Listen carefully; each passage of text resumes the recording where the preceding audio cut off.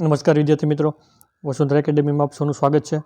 હવે મિત્રો, તમને ખબર હોય તો આજે જે જાહેરાત થઈ છે જ્ઞાન સહાયક પ્રાથમિક માટેની યોજના, તો તે ભરતી વિશે આપણે વાત કરીશું. અહીંયા વયમર્યાદા કેટલી છે, પગાર કેટલો છે અને શું આ ભરતીમાં તમારે ફોર્મ ભરવું જોઈએ કે નહીં, આ બાબતની આપણે ડિસ્કશન કરીશું. તો વિડીયોમાં અંત સુધી જોડાયેલા રહેજો. વિડીયો પસંદ આવે તો લાઇક કરો, શેર કરો અને ચેનલને સબસ્ક્રાઈબ કરવાનું નહીં ભૂલતા. તો હવે સૌપ્રથમ અહીંયા મેં PDF જ બનાવેલી છે, એટલે તમને ડાયરેક્ટ છે એ માહિતી મળી જાય. બીજું કોઈ આપણે તમારે ક્યાંય ફોલોઅપ કરવાની જરૂર ના પડે. હવે જો જાહેરાત મેં જે દર્શાવેલી જગ્યા છે એનું નામ શું છે, તો પ્રાથમિક માટે જ્ઞાન સહાયકની જે ભરતી છે. પછી આ જગ્યા માટે કરારનો સમયગાળો કેટલો છે, તો ખાસ યાદ રાખજો, શાળા કક્ષાએ એમાં 11 માસના કરાર આધારિત આ ભરતી થશે. બીજી વસ્તુ, આના માટેનું પગાર ધોરણ છે એટલે કે મહેનતાણું કેટલું છે, તો 21,000 છે પર મંથ એ નક્કી કરવામાં આવેલું છે. પછી આ જગ્યા માટે ઉમેદવારની વયમર્યાદા કેટલી રાખવામાં આવેલી છે, તો તમને ખ્યાલ હોય તો પહેલાં વયમર્યાદા છે એ 40 વર્ષ હતી. 40 વર્ષ હતી. અત્યારે વયમર્યાદા છે આ ભરતી માટે 48 વર્ષ છે એ બતાવવામાં આવેલી છે. અને વયમર્યાદા ક્યાં સુધી ગણાશે, તો વયમર્યાદા ઓનલાઈન અરજી કરવાની છેલ્લી તારીખ સુધીની તમારી વયમર્યાદા છે એ ગણવામાં આવશે. પછી અરજી છે એ કઈ રીતે કરવાની રહેશે અથવા તો કયા માધ્યમથી કરવાની રહેશે, તો અહીંયા એક વસ્તુ સ્પષ્ટ છે કે તમારે જો અરજી કરવાની હોય તો માત્ર ને માત્ર છે ઓનલાઈન માધ્યમથી કરવાની છે. આમાં ટપાલ છે, રૂબરૂ છે, કુરિયર છે, આ દ્વારા કોઈ પણ પ્રકારની અરજી છે એ સ્વીકારવામાં આવશે નહીં, આવું છે એ સ્પષ્ટ કહેવામાં આવેલું છે.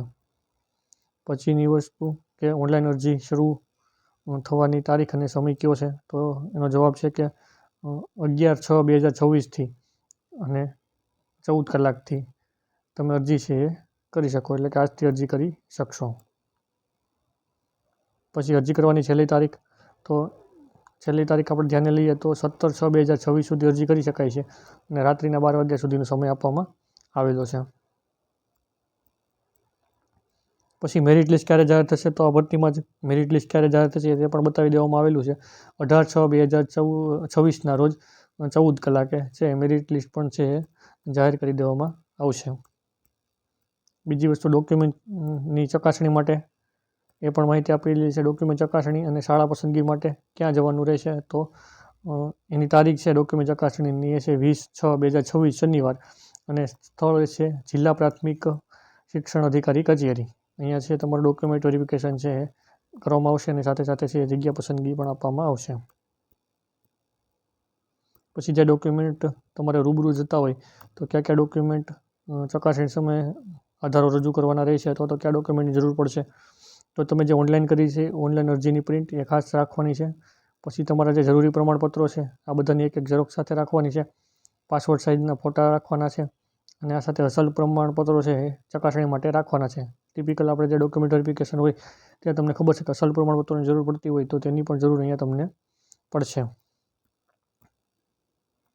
પછી ઓનલાઈન અરજી કરવા માટે તમને સત્તાવાર રીતે વેબસાઇટ પણ આપવામાં આવેલી છે.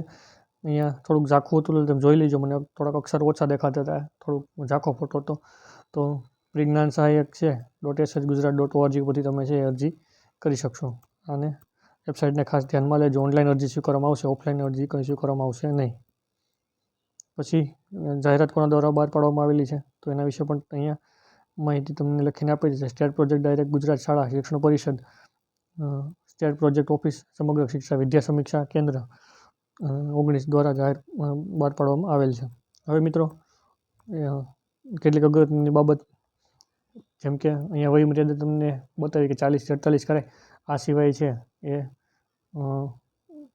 અરજી છે એ પગાર ધોરણ છે એ બંને માટે એક જ રહેશે. તમે 1 થી 5 માટે હોય કે પછી 6 થી 8 માટે હોય, અહીંયા તમને ફિક્સ પગાર છે એ 21,000 મળવાપાત્ર થશે.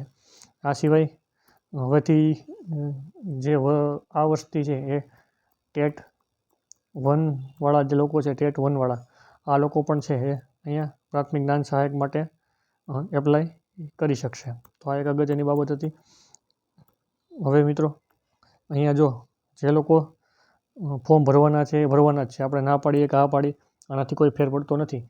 પણ જે લોકો સિરિયસ હોય તો થોડુંક ધ્યાન રાખો કે આમાં જો ફોર્મ ભરી ન શકો તો મહેરબાની કરીને ફોર્મ જેમ ઓછા ભરાશે તો કાયમી ભરતીનો તમને લાભ મળશે. આ ભરતી તમને ખબર છે 11 માસના કરાર આધારિત રહેલી છે, પરંતુ આમાં ઘણા લોકો ફોર્મ ભરે છે. જે લોકો ખાસ કરીને જેની વયમર્યાદા નથી એ લોકો ફોર્મ અહીંયા ભરતા જ હોય છે. એટલે આપણા વિડીયો બનાવવાથી ના બનાવવાથી કહેવાથી મોસ્ટ ઓફ લોકોમાં કોઈ ફેર પડતો નથી. આના વિશે આપણે અલગથી જે ડિસ્કશન પણ કરવાના છીએ. પાછી આના માટે નેક્સ્ટ થોડાક સમય પછી એક વિડીયો પણ લાવશું અને આના જે એક્સપર્ટ ફેકલ્ટી છે એના પાસે આપણે તમામ મંતવ્યો છે એ લેવાના છીએ. તો આ બધી મેં તમને વાત કરી દીધી. આ સિવાય અહીં 48 વર્ષની વયમર્યાદા હોવાથી મને લાગે છે કે ઘણા બધા લોકો અહીંયા ફોર્મ તો ભરવાના જ છે. તો એટલી માહિતી તમને આપવાની હતી અને કોઈ પ્રશ્ન હોય તો તમે કમેન્ટમાં પૂછી શકો છો અને તમારા મંતવ્ય છે કમેન્ટમાં રજૂ કરી શકો છો. આપણે નેક્સ્ટ વિડીયોમાં મળીશું. Thank you. જય હિન્દ, જય ભારત.